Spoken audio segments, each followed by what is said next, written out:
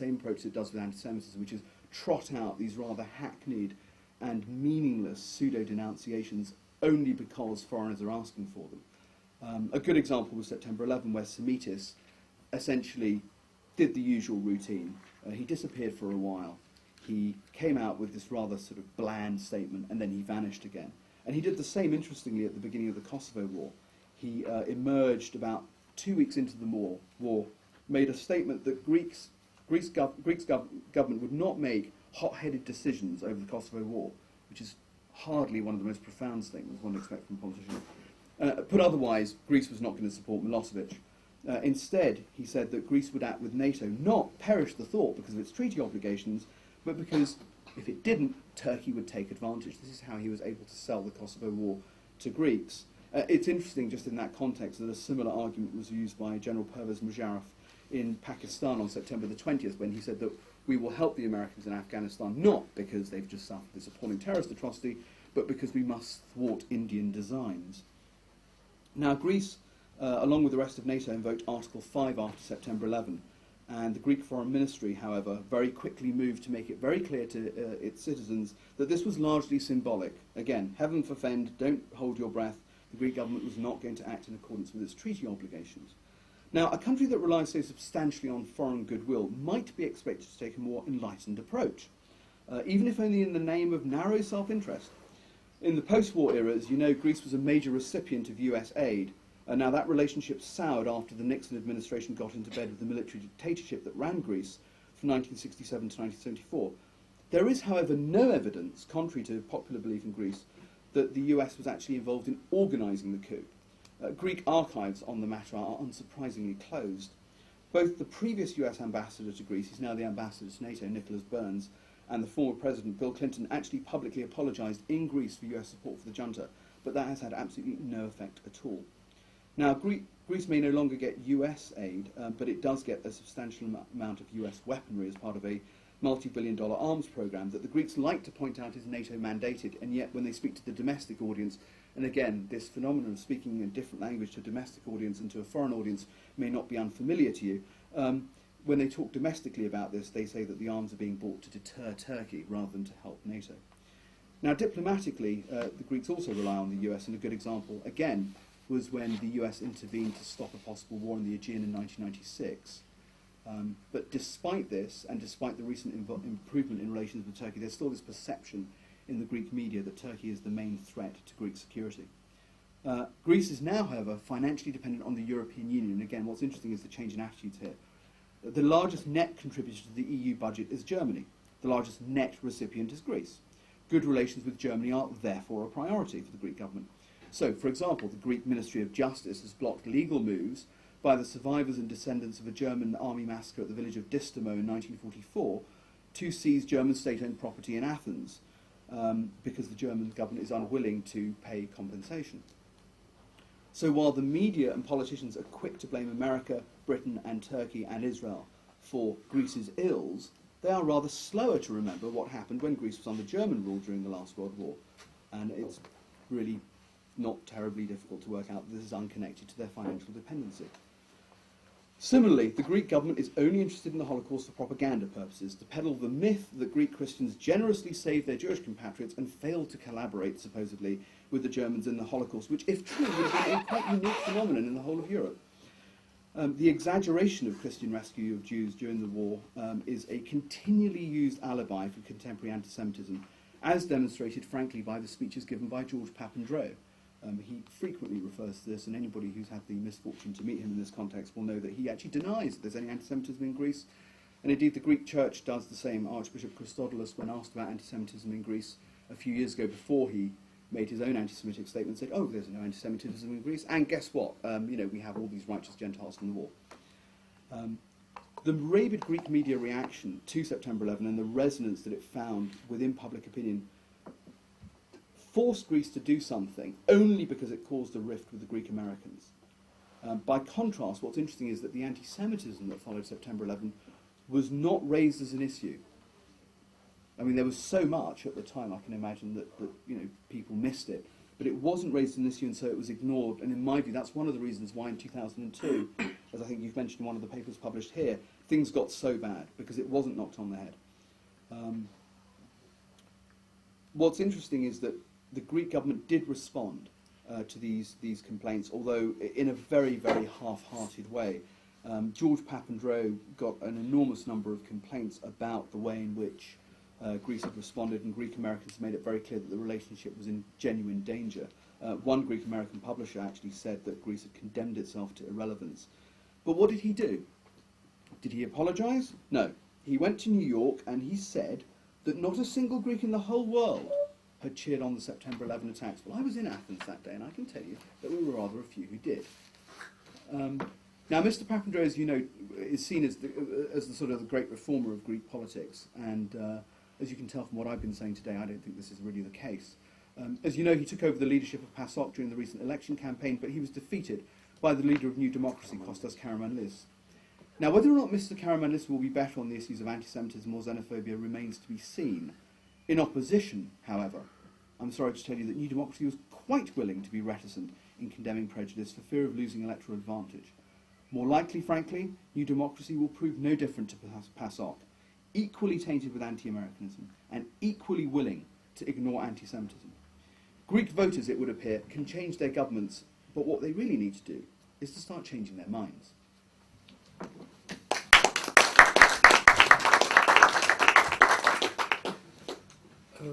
Thanks, Andrew. We will take questions as usual. I want to add just a few remarks. We have to, because you have very remarkably analyzed the political side of the issue. You have said very little about the extreme incidents. In fact, first of all, the Salonika Holocaust Memorial is outside the center where the Jews lived. It's not in the place where the Jews lived, it's a couple of kilometers. It has been desecrated regularly. When the Rhodes Holocaust Memorial was put up, the people who were putting up the memorial were threatened with death and had to be, the work could only be completed under police protection when the workers were under police protection, and the Rhodes Memorial was irreparably damaged shortly thereafter. The Ionina Holocaust Memorial has been damaged. The Ionina cemetery has been desecrated. Of all the European anti-Israel cartoons, the absolute top or bottom, depends on whether you're an anti-Semite or a Jew,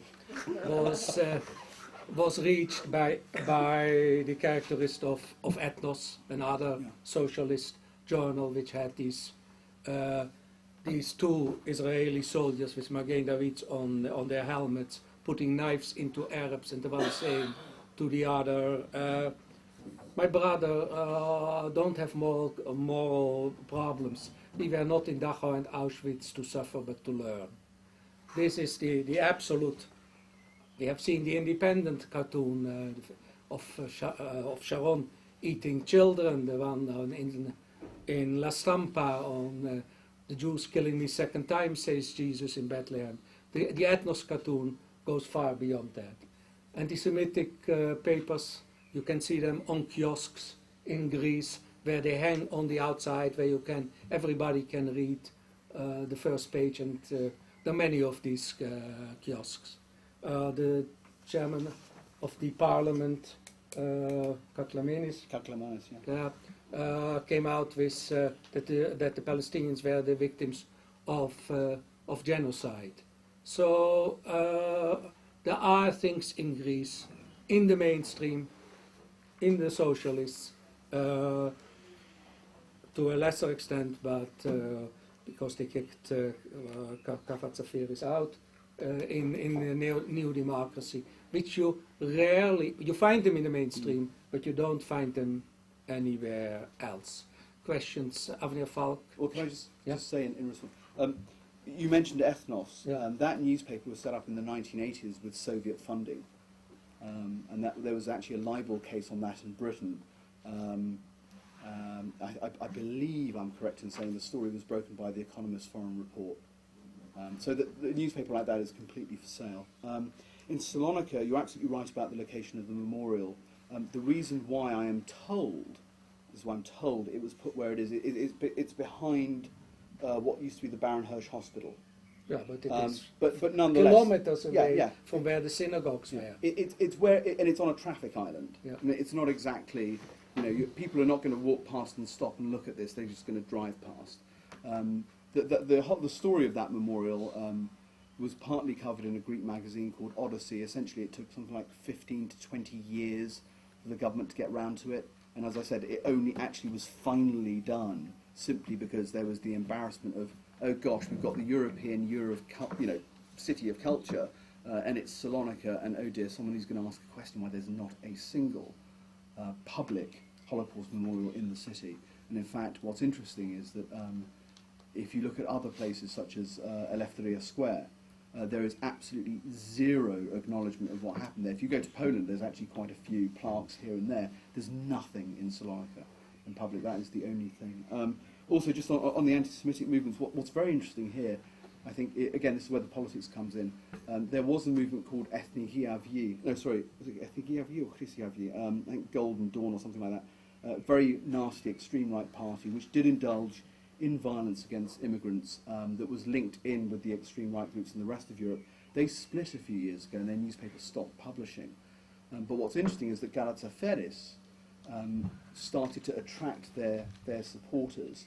And what's interesting as well is the way in which mainstream politicians of Greece, I think you mentioned this when we chatted the other day, have during the elections started to make noises about immigrants, and especially in the 2000 elections, New Democracy, the link between immigrants and crime and all this sort of thing, to try and reach out to those disaffected voters. What is interesting is that Greek politics, really since '96, has moved back towards the centre. People vote overwhelmingly for the two big parties. I think they get 85% of the vote. So there's no Jörg Haider party. But then you don't have to have a Jörg Haider. You don't need one when the mainstream parties contain people who are so bigoted and who just say nothing about anti-Semitism or xenophobia. There's no need for such a party. Okay, I want to. Sorry, go ahead. But no, we have, look, you have two extreme left-wing parties in Parliament. Synapismos got and KKE. Yeah. And KKE. Yeah. You have, besides that, Pangalos, who Yeah. was the foreign minister, who was the European commissioner, Yeah. came with protesters to the Israeli embassy on Shabbat Pesach. On the Shabbat Pesach. And of course the embassy was closed. He then furiously announced that it is inconceivable that an embassy would be closed according to its domestic holidays and thus not be able to receive the protesters. When they are in Greece, they should be open when the Greeks are open. When the Greeks are open. That's a man who was the foreign minister of the Socialist Party, and he became the commissioner. Okay, true, the Greeks themselves consider him an embarrassment, but he still represents actually, he has a lot of support in PASOK. And what's interesting though is PASOK, remember, came out of a thing called PAC, which was the anti-Junta movement. And this was based abroad. They flirted with the idea of using terrorism against the junta. What's interesting about PAC as a movement was that it was linked in the early 70s to Palestinian terrorist groups. There was a connection. People from PAC did go to Lebanon for training. Pangalos may not have gone to Lebanon for training, but he certainly knew people who did, and they were part of that post-1968 left-wing thing. So, I mean, his statements on Israel are, I'm not surprised, actually. I mean, given his background, it's not to be surprised. Sorry. Okay, we go to the really good. Let's let somebody else get involved. Yeah, okay. Dr. Avner Falk, then Professor Theo Barbarishki, then Max Singer. Well, thank you for this very informative and also very entertaining lecture, which was, of course, not only about anti-Semitism, but also about anti-Americanism. What I would like to ask you is, in what way specifically, if you can tell us, is Greek anti-Semitism different from other anti-Semitisms in Europe? For example, not long ago we heard a lecture here by a specialist on what was called Judeophobia in Spain. And there was, I must confess, that there were lots of similarities between Spanish anti-Semitism, or Judeophobia as he called it, and the Greek one according to the way you describe it. I want to point out just briefly the role, or to ask you rather, about the role of the Greek Orthodox Church. I will tell you a very short incident that happened to me personally 40 years ago when I was traveling to Athos, the Mount Athos in Greece, where there are only monks and no females are allowed, not even female dogs. And you take a boat to cross there from Salonika, I mean from the area of Salonika. And so when I got there, I was the only Jew there, the only Israeli and the only Jew. And the monks were all huddling and pointing to me and saying, Jew, Jew. Now, this is just you could call it a funny incident, but I think it's not so funny in the sense of the actual role of the Greek Orthodox Church in Greek anti-Semitism, which is special, which has a special role, unless I'm mistaken. So I'd like to ask you about that. And also, just lastly, mention a couple of books on this subject. One by Volkan, an American, Turkish-American Cypriot psychoanalyst, The Need for Enemies and Allies, where he actually describes the psychological need for enemies and the mechanisms of anti-Semitism, among other types of racism. And another book by a German, Kremer Bodoni, of the same time, 1988, which is called Judenmord, Frauenmord, and Heilige Kirche, which is Jew murder, women murder, and the Holy Church, in which he actually describes how Jews were persecuted and women, witches, were persecuted because of psychological reasons. So I wonder if you can comment on all of this. Well, just quickly on the first thing about how different the anti-Semitism in Greece is, it would be tempting to say that it is different, that there's something unique about it. The problem is, when you look at it closely, it all sort of dissolves into pretty much the same phenomena as you find elsewhere. I mean, there is the Ottoman era aspect, so Greeks will try and justify their anti-Semitism in terms of, ethnic hostility. And actually historians do this too. They say, well, the incidents in Salonika, it wasn't anti-Semitism, really, it was just ethnic hostility. These were competing millets, national groups within the Ottoman Empire. That's one of the reasons for it. I don't find that terribly convincing. But again, the historic grievance is interesting, and that's been worked on repeatedly. The Greek Foreign Ministry published a volume of documents a few years ago on the history of Greek Jews. They got the Jewish community to pay for this. It wasn't declared publicly, but there you have it. When this came out, a group of, a student union group in the University of Athens, I think in the history faculty, published a letter, in actually quite bad Greek, amusingly, saying that why on earth is the Greek government standing up for the Jews? The Jews have always been against us, and here's a list of all these historic incidents in which Jews have been, disloyal, the usual rubbish. And these were incidents relating to the Ottoman Empire. It would be very tempting to say, oh, well, that's a unique example, but you go anywhere else and you find exactly the same sort of complaints, the same sort of, invention of incidents, or the same sort of attempt to portray any national disaster as having been in some way related to Jews. A very interesting example of this, actually, is the elections of 1920, in which Venizelos lost, and the Asia Minor catastrophe happened a couple of years later. It became an absolute commonplace in interwar Greece among Venizelos' supporters that they lost the elections because the Jews of Salonika voted against him. Now, actually, that was not only the case, it was not electorally possible under the electoral system. That didn't matter. What's interesting is that Venizelos used this when he came back to power to put the Jews into a separate electoral college. But when you look at a book written by one of his supporters called Voglaziz, I think published in 1950, he actually says openly, well, actually, we did this just to neutralise part of the other side's voting base. It doesn't mention the Asia Minor catastrophe at all. But this was a standard thing. I mean, the reality was the Asia Minor catastrophe happened because the Greeks went far too far without any support. It had nothing to do with the Jews of Salonika. But this perception is very, very strongly drilled into people's minds. But again, you'll find this anywhere else. I mean, it's, the stab in the back myth of 1918 was the paradigmatic example. So what I think happens is that the prejudice is there and people latch on to local supposed evidence to justify it. With regard to the role of the church, it's a very interesting question. There has been no real reform movement within the Greek Orthodox Church. There was an attempted reform movement, I believe I'm correct in saying, in the 11th century, and it failed. There was no Vatican II. There was no John the 23rd. Nothing like that at all. Never happened. The church is very interesting because, again, it's used as the alibi for anti-Semitism. Look at the Archbishop of Athens during the war. He saved all these Jews. Look at the Metropolitan of Salonika. He's a righteous Gentile. Blah, blah, blah. I mean, this is constantly used. In fact, the record of the church in the war is rather more ambiguous. The Metropolitan in Salonika did issue a note of protest. What's interesting is I've never seen it actually reproduced in Greece. I've got a copy of it because it's in the US archives. It's not that, how shall we say, strident in its condemnation. I mean, it makes some bizarre comment about sort of the great German nation and this sort of thing. Just a few weeks before he issued that, he attended the opening of an anti-Semitic exhibition in Salonika in 1943 and told people they should go and look at it. So the record of the church in the Holocaust is rather more ambiguous than people in Greece would like to believe, but it's constantly used. And I mentioned the Archbishop Christopoulos. He made this comment about Jews being involved in the identity cards issue. What's interesting about him is that the government doesn't like him.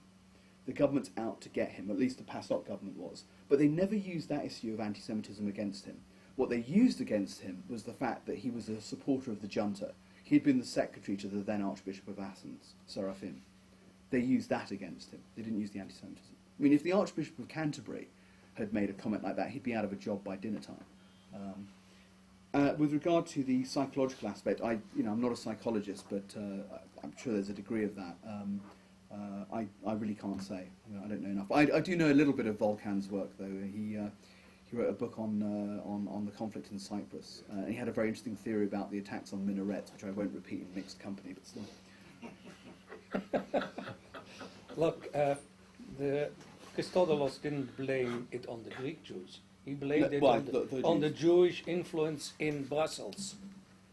He said there was a page on the internet that had, some organisation had objected, and the page had then disappeared and all this sort of, conspiracy. And the strange thing is that he's one of the few Greeks who really speak languages. Yes. So he's not totally closed like most Greeks are who only speak. Well, the thing about identity cards in Greece is this, that already the religion is on the identity card. It's there. But in a country where, 90% of the population is Orthodox Christian and where most people can tell people's religion from their names, what on earth do you need it there for? And the reason, I think, is very simply this. For people like Christopoulos, they want minorities to know their place. I mean, this is a majoritarian democracy. The concept of minority rights is not very well entrenched. But sorry, we had somebody else. Professor Theo Barbarischi. Theo. What is the record of Greek intellectuals, writers, poets, academics in the whole question of anti-Semitism? And what is the record of the Jewish community and the leadership of the Jewish community in fighting against anti-Semitism, if there is such a thing? Well, with regard to intellectuals, I think I'd say there's sort of three strands, just very quickly. First, in terms of historians, it's really pathetic. There's so little written about the history of anti-Semitism or Greek Jews or any analysis. There's been very little work done on the Holocaust in Greece. People are just not interested. It's become a bit trendy recently to do work on the history of Greek Jews, but any and every aspect of the history of Greek Jews, bar the Holocaust. I don't know, Jews in this obscure Peloponnesian town in the 16th century. Someone will work on that, but they will not look at the Holocaust. So in terms of the academia, it's really, there's nothing there. They're not interested. In terms